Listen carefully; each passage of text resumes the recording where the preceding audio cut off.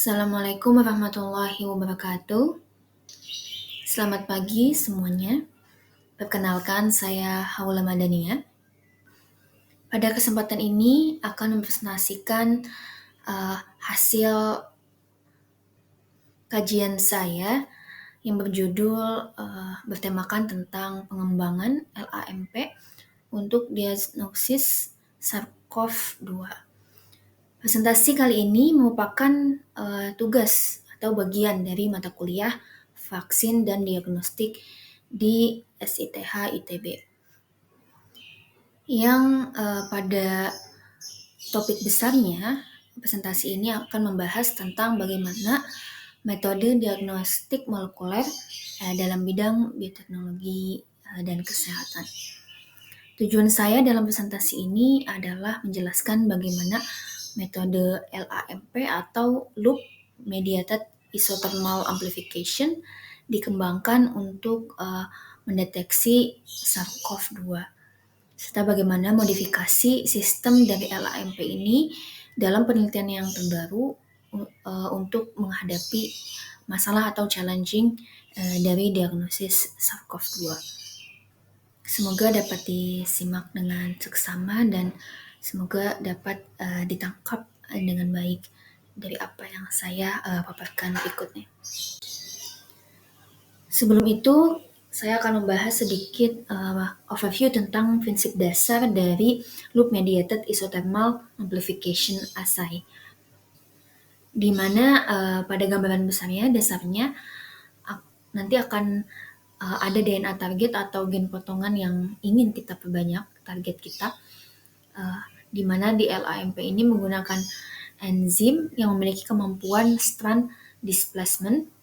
Artinya enzim ini bisa membuka untai DNA ganda tanpa memerlukan pemanasan yang tinggi seperti layaknya metode PCR. Di mana pada LAMP juga nanti akan ada penggunaan banyak primer. Pada umumnya ada 6 primer yang digunakan, yaitu 2 primer luar, 2 primer dalam, serta 2 loop primer tambahan. Primer-primer ini nantinya akan membentuk struktural seperti secondary struktural yang membentuk loop, yang kemudian akan menjadi dasar dari proses amplifikasi yang berulang. Struktur inilah yang menjadi hasil yang khas dari LAMP, menunjukkan bahwa target kita berhasil diperbanyak jumlahnya. Adapun khusus untuk SARS-CoV-2, maka metode LAMP ini nanti akan dipadukan dengan reverse transkripsi atau arti LAMP, dikarenakan SARS-CoV-2 ini merupakan RNA virus, sehingga diperlukan adanya proses reverse transkripsi atau transkripsi balik sebelum diamplifikasi. Sehingga mungkin bisa dilihat ya alurnya seperti apa pada slide. Secara sederhana, LAMP itu bekerja pada satu suhu yang tetap, menggunakan primer yang banyak, beberapa, hingga membentuk secondary structure, lalu menghasilkan DNA, amplifikasi DNA target dalam jumlah yang besar dalam waktu yang singkat tanpa memerlukan peralatan PCR kompleks. Adapun keunggulan dari LAMP ini sendiri, mungkin ini ada beberapa sebenarnya, mungkin ini 3 yang sangat menjadi poin center dari keunggulan LAMP ini. Di mana yang pertama adalah tidak memerlukan perubahan suhu. Hal ini penting sehingga menyebabkan kita tidak memerlukan thermocycle, mesin atau alat thermocycle. Kita bisa menggunakan water bed atau heating block yang notabene-nya mungkin lebih murah dibanding dengan alat thermocycle dan lebih gampang untuk dijumpai di lab-lab yang sederhana, terutama jika terjadi outbreak dan banyak fasilitas mungkin yang belum memadai dari lab-lab di luar Jawa, sehingga hal ini bisa diterapkan untuk diagnostik tetap terjadi walaupun terjadi halangan atau ada batasan. Selain itu, Poin kedua, hasil tervisualisasi oleh mata langsung tanpa perlu bantuan alat. Dikarenakan nanti mungkin akan dibahas ya, bisa menggunakan pewarnaan seperti phenol red, sehingga ketika terjadi amplifikasi ada perubahan pH yang terjadi dan perubahan warna dari larutan yang ada di tube, sehingga yang semulanya berwarna merah muda dan kemudian menjadi berwarna kuning yang menandakan terjadinya amplifikasi dari target yang kita inginkan, sehingga tanpa perlu ada bantuan mungkin uh, gel elektroforesis atau bantuan visualisasi lainnya, sehingga lebih praktis untuk dilakukan. Dan yang poin ketiga adalah waktu reaksi jauh lebih cepat, sekitar antara 20 hingga 40 menit. Keunggulan-keunggulan ini yang menjadikan LAMP adalah metode yang ideal untuk diagnosis yang cepat di lapangan, karena memang lebih sederhana, lebih murah dalam sisi cost, dan juga lebih mudah untuk dilaksanakan. Hal ini sangat ideal untuk diagnosis pada kondisi outbreak seperti COVID-19 tahun-tahun lalu. Selanjutnya, metode LAMP ini mendapati tantangan ya dari peluang false positif yang terjadi. Memang ini merupakan keterbatasan dari LAMP, yaitu kemungkinan munculnya false positif atau hasil positif palsu. Di slide ini juga ditunjukkan diagram penyebabnya, yaitu karena adanya misamplifikasi akibat interaksi antar primer. Yang tadi ya, primernya membentuk struktur sekunder dari DNA kita atau DNA targetnya yang terbentuk selama reaksi. Dan hal ini juga bisa terjadi, false positif ini bisa terjadi dikarenakan reaksi berlangsung terlalu lama. Jadi mungkin di atas 30 menit, sehingga menyebabkan amplifikasi itu menjadi non-spesifik. Hal ini pun menjadi tantangan tersendiri, bagaimana kita bisa mendesain sistem LAMP ini menjadi tetap sensitif, tetapi menekan peluang untuk false positif yang terjadi. Oleh karena itu, pada penelitian ini mencoba menjawab bagaimana caranya mengurangi atau mereduce ya peluang dari false positif yang terjadi pada diagnosis COVID-19 dengan menggunakan LAMP assay, di mana penelitian ini mencoba memodifikasi desain RT-LAMP dengan hanya 5 primer, bukan 6, di mana primer yang dihapus merupakan loop forward primer atau LF, karena bagian primer inilah yang sering menimbulkan atau memicu interaksi yang tidak diinginkan antar primer yang bisa menghasilkan hasil positif palsu. Jadi mungkin secara garis besar, penelitian ini berfokus pada pengembangan RT-LAMP 5 primer untuk mendeteksi gen E dari SARS-CoV-2 yang merupakan gen yang paling konservatif di berbagai varian virus SARS-CoV, di mana nanti akan dibandingkan dua sistem LAMP, yaitu yang menggunakan 5 primer dan yang menggunakan 6 primer dengan dua jenis deteksi, yaitu colorimetric dan fluorometric. Nanti akan dipaparkan bagaimana alurnya, di mana uji dilakukan pada 165 sampel klinis RNA dari pasien COVID-19, dan kemudian hasilnya akan divalidasi terhadap metode RT-PCR seberapa akuratnya mendekati RT-PCR itu dibandingkan dengan RT-PCR seberapa dekat, sehingga kita bisa lihat sensibilitasnya nanti seperti apa. Nah, berikut ini alur dari metode pengerjaan. Pertama ada desain dan pemilihan gen target. Gen SARS-CoV-2 ini nanti di-align dari database untuk menentukan area konservatifnya. Terus yang nomor 2 ada desain primer RT LAMP menggunakan primer Explore V5 dan diuji untuk mencegah pembentukan dimer. Jadi nanti ada pengecekannya secara in silico ya.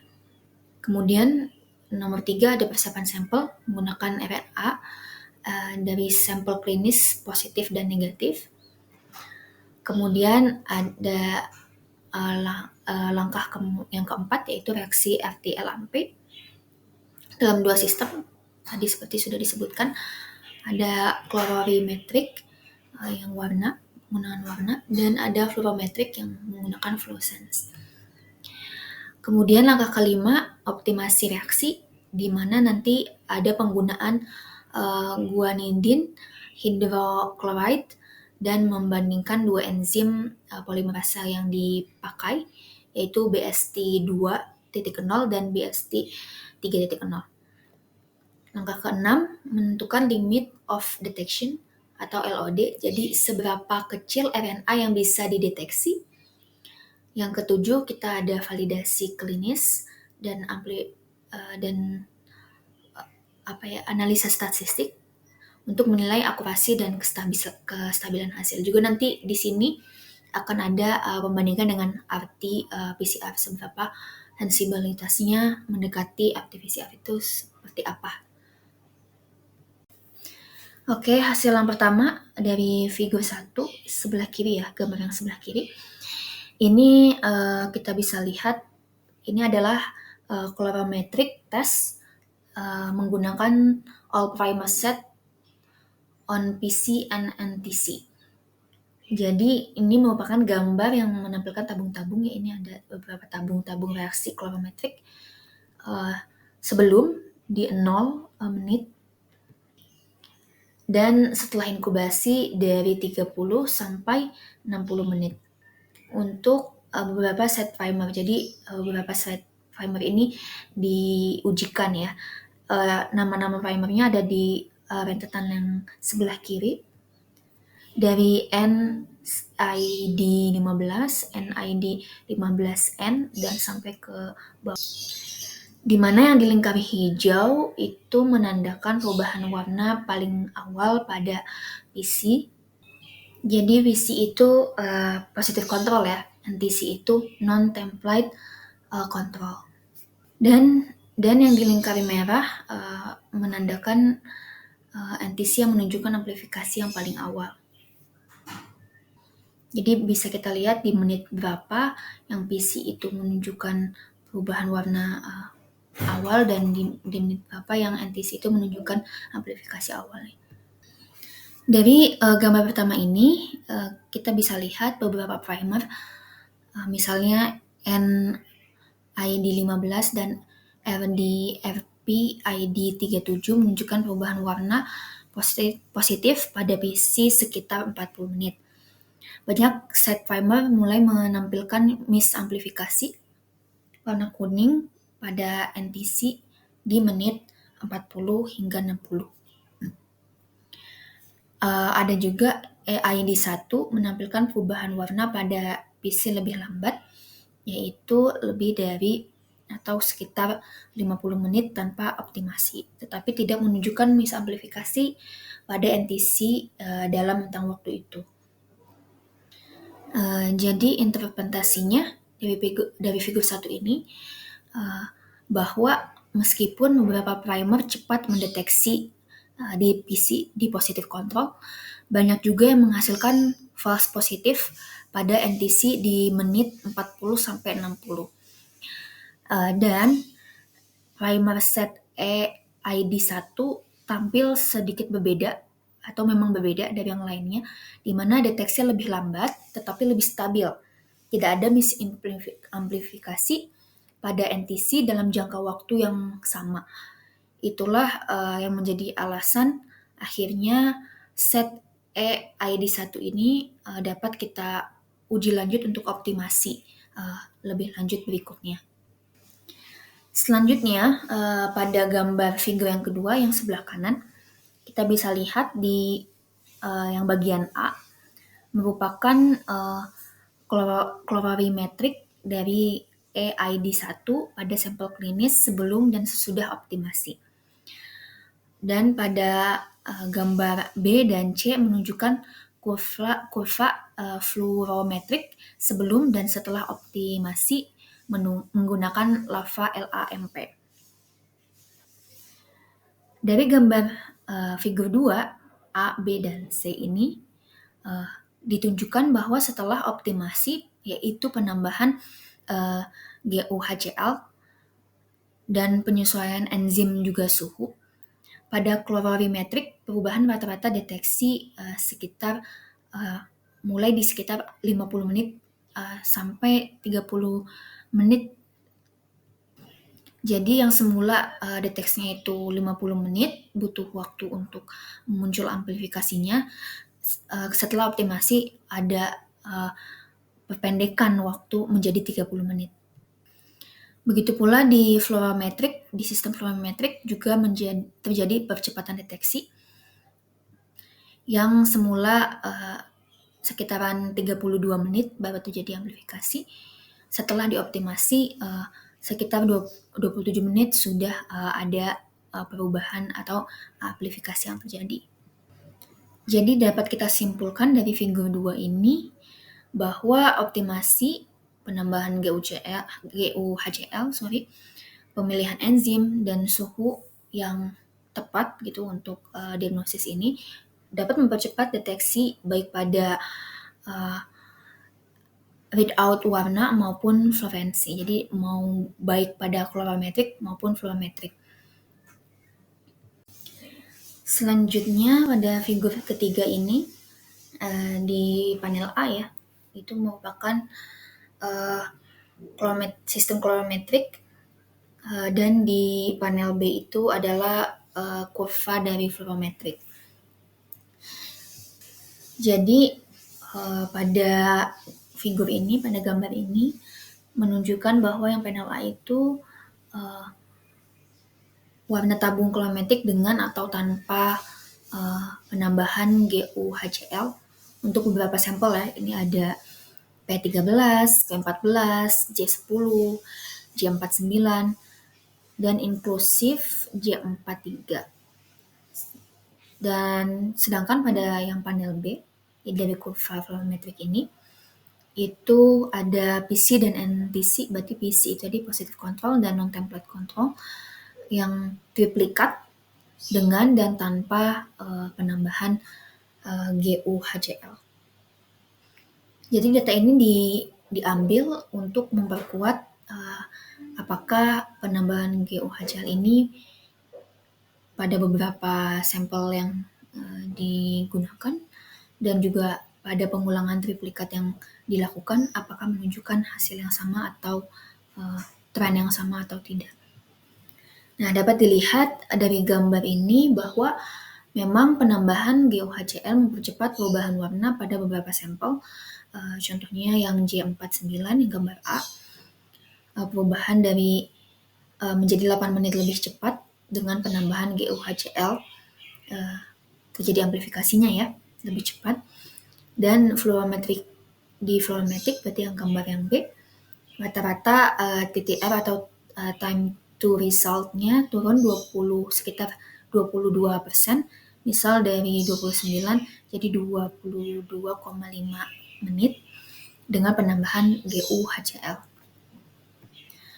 Serta tidak ditemukan misamplifikasi di NTC akibat penambahan GUHCl ini pada pengujian sampai di menit 120 saja tidak ada misamplifikasi. Berarti aman walaupun waktunya makin panjang. Jadi jika saya simpulkan dari figur 3 ini menegaskan bahwa penambahan 40 mmN GUHCl meningkatkan kecepatan deteksi tanpa memperkenalkan atau tanpa adanya peluang false positif, berguna untuk mendeteksi sampel dengan viral load yang rendah dan secara lebih cepat juga. Berikutnya kita menentukan limit of detection atau LOD dari colorimetric plus ada juga ini gel validation-nya, kita memvalidasi hasil kita. Dari gambar yang sebelah kiri dulu, yaitu figur keempat, panel A itu berisi visual hasil colorimetric pada series dilusi RNA sintesis, dan panel B-nya merupakan uh, gel agarose 2% memuat produk RT-LAMP dari dilusi tersebut, dari dilusi yang digambar nomor A, bagian figur 4. Jadi apa yang ditunjukkan dari gambar sebelah kiri ini, bahwa deteksi konsisten sampai dilusi di 10 pangkat 3, yaitu 500 copies reaction atau 20 copies per μl-nya, per mikrolitnya. Juga pada gel menunjukkan pola ladder-like di dilusi yang terdeteksi, tidak ada pita pada dilusi di bawah LOD-nya. Berarti LOD-nya itu tadi 20 copies per mikrolit atau 10 pangkat 3. Jadi minimum dilusinya di 10 pangkat 3 untuk deteksi terjadi. Adapun gambar sebelah kanan yaitu figur 5 merupakan optimized assay on clinical sample dari colorimetric dan fluorometric plus ada validasi di gelnya. Dari gambar yang panel A merupakan kurva colorimetric teroptimasi, yang B itu kurva fluorometrik teroptimasi pada sampel klinis, dan yang C adalah gel 8 sampel yang di-loadkan ke dalamnya. Ini tabungnya ada di atasnya untuk representasi lebih gampang ya. Jadi apa yang kita bisa lihat dari figur 5 ini, bahwa setelah optimasi baik colorimetric maupun fluorometric menampilkan tingkat deteksi yang cocok satu sama lain pada sampel klinisnya. Dan gel yang memverifikasi ini memverifikasi produk RT-LAMP pada pita yang positif, pada sampel yang positif menunjukkan hal yang sama. Sehingga figur 5 ini membuktikan konsistensi antara read load visual dan fluorescent setelah optimasi. Keduanya bisa dijadikan acuan untuk atau sama dengan sampel klinisnya, dan hasilnya terverifikasi di elektroforesisnya. Sehingga ketika dibandingkan dengan sampel klinisnya, ternyata memang yang positif memang positif, seperti itu. Berikutnya, figur ke-6 yang sebelah kiri merupakan quantitative colorimetric analysis, detection time versus city and distribution. Jadi di panel A itu ada delta OD, perbandingan positif versus negatif. Di panel yang B itu ada waktu deteksi warna relatif terhadap city. Yang panel C yang gambar 6 ya, yang sebelah kiri itu distribusi waktu deteksi menunjukkan persen positif terdeteksi per waktunya. Dari pengolahan statistik ini di figur 6 kita bisa lihat bahwa delta OD antara positif dan negatif itu signifikan, di mana P-nya itu lebih kecil dari 0,0001. Kemudian sampel dengan CT rendah berarti tinggi viral load, berubah warna kisaran waktu 20 menit, dan CT tinggi berarti dengan low viral load butuh waktu sampai 30-75 menit untuk teramplifikasi. Dengan 50% sampel yang positif berubah warna pada waktu kisaran 30 menit, dan rata-rata detection time-nya 37 menit. Dan 90% itu dari sampel terdeteksi membutuhkan waktu uh, lebih kecil atau sama dengan dari 50 menit. Kita bisa simpulkan dari figur 6 ini, bukti kuantitatif kolorimetrik bukan sekedar visual subjektif dari pewarnaannya saja, karena ternyata setelah diolah secara statistik, delta OD-nya ini signifikan waktu deteksi berkaitan kuat dengan CT atau viral load-nya, sehingga tercatat bahwa LAMP paling cepat untuk sampel dengan viral tinggi dan juga tetapi masih bisa digunakan untuk viral load yang rendah dengan waktu reaksi yang diperpanjang tanpa adanya misamplifikasi. Selanjutnya gambar yang terakhir, yaitu figur yang ketujuh, adalah gambar colorimetric test using all primer set, each containing 5 primer, 5 primer, yaitu F3, B3, FIP, BIP, dan LB. On Omicron PC, berarti dengan kontrolnya itu tipe Omicron, dan NTC, non-template control. Kita ingin melihat apakah deteksi ini bisa digunakan untuk varian COVID Omicron. Jadi kalau misalnya diperhatikan, figur ketujuh ini serupa ya layoutnya dengan figur ke-1. Namun semua primer sekarang diuji dengan 5 primer, yang LF primernya dihilangkan. Lalu diuji sampai 120 menit untuk melihat toleransi waktu sebelum misamplifikasi terjadi. Kita bisa lihat di sini, menggunakan 5 set primer, dapat menunda atau mengurangi misamplifikasi. Untuk banyaknya set, menunjukkan misamplifikasi lebih lambat sekitar 90 atau 120 menit dibanding menggunakan 6 set primer. Di mana bisa kita lihat di sini EID1 dan RDFP ID37 dengan 5 primer menunjukkan tidak ada misamplifikasi hingga ke menit 120.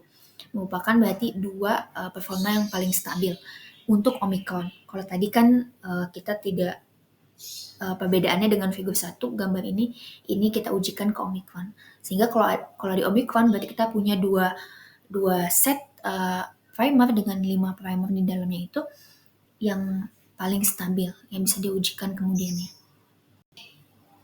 Dari figur 7 ini kita bisa melihat bukti kunci ketika semua set diubah ke konfigurasi 5 primer tadi, tidak 6 primer, toleransi terhadap waktu reaksi meningkat.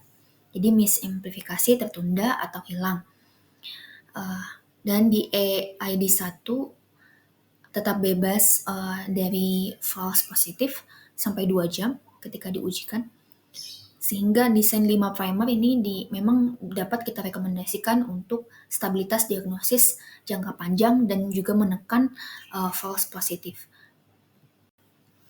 Selanjutnya adalah perbandingan antara desain 5 primer dan 6 primer. Sebenarnya ini hanya penekanan atau highlight dari penelitian ini.